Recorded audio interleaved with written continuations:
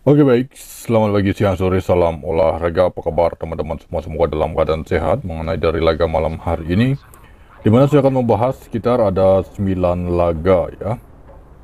Kita langsung saja di laga pertama membahas pertandingan tuan rumah. Osasuna menghadapi Barcelona. Dari line up pemain untuk tuan rumah Osasuna hanya satu pemain saja sudah dipastikan tidak akan bermain, dua pemain berikutnya masih diragukan, sedangkan Barcelona di laga ini ada 7 pemain. Dan tiga pemain berikutnya masih diragukan, yaitu Yamal, Frenkie de Jong, dan Martinez ya. Dari peringkat sementara di awal musim, Osasuna berada peringkat 7 dengan meraih 11 poin dari 7 laga. Barcelona berada di puncak klasemen dengan meraih 21 poin dari 7 laga.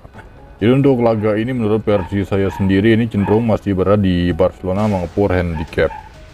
Oke, next, laga berikutnya laga yang kedua. Untuk laga ini kita membahas pertandingan Real Sociedad menghadapi Valencia. Untuk La Liga saya membahas ada 4 laga ya.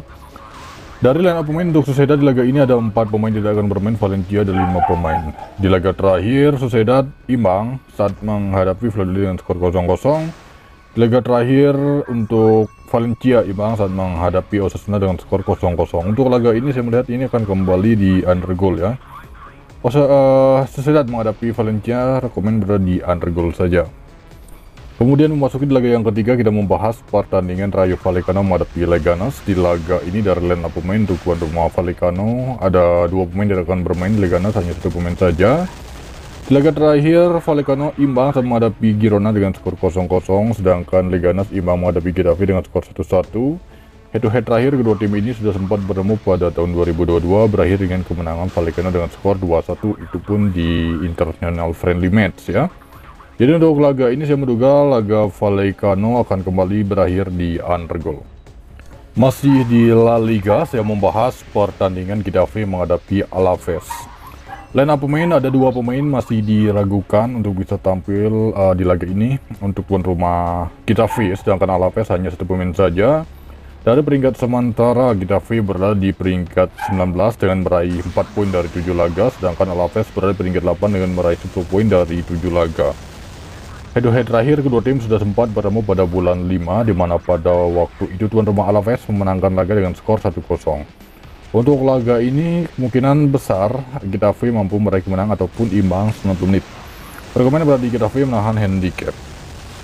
Kemudian kita pergi ke Serie A. Serie A kita membahas 3 laga. Di laga ini mempertemukan tuan rumah Bologna menghadapi Atalanta. Bologna 3 pemain tidak akan bermain, 2 pemain berikutnya masih diragukan. Atalanta ada 4 pemain, 1 pemain berikutnya masih diragukan. Di laga terakhir Bologna meraih kemenangan di kandang Monza dengan skor 2-1. Di laga terakhir Atalanta menelan kekalahan di kandang saat menjamu tim tamu Como, berakhir dengan skor 3-2 kemenangan Como ya.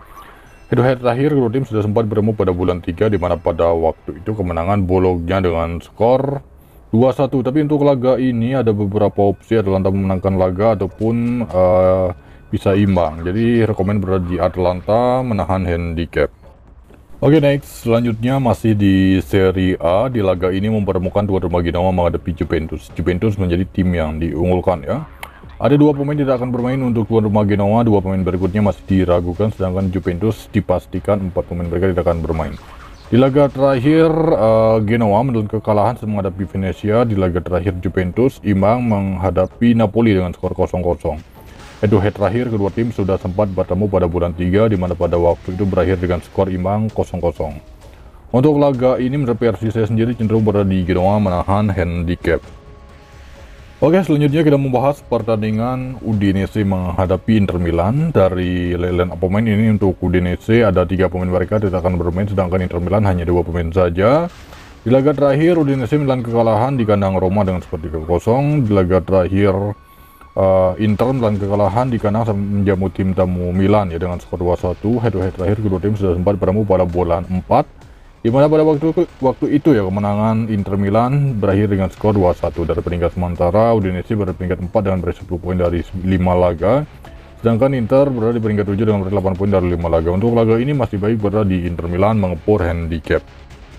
Oke, next, selanjutnya kita pergi ke Liga Premier Inggris ya. Di laga ini mempertemukan tuan rumah Arsenal menghadapi Leicester.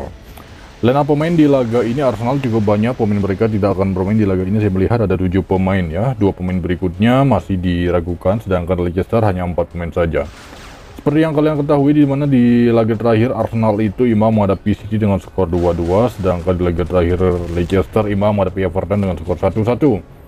Kedua tim ini sudah sempat bertemu pada tahun 2023 ya, di mana pada waktu itu ajang Liga Premier Inggris berakhir dengan kemenangan Arsenal. Jadi untuk laga ini, karena memang ini laga kandang Arsenal dan melihat di laga terakhir Arsenal bermain imbang menghadapi City, kemungkinan besar ini Arsenal akan mampu meraih kemenangan di kandang melebihi dari selisih 1 gol. Rekomen berada di Arsenal maupun handicap. Kemudian memasuki laga yang terakhir, kita membahas pertandingan tuan rumah Newcastle menghadapi Manchester City.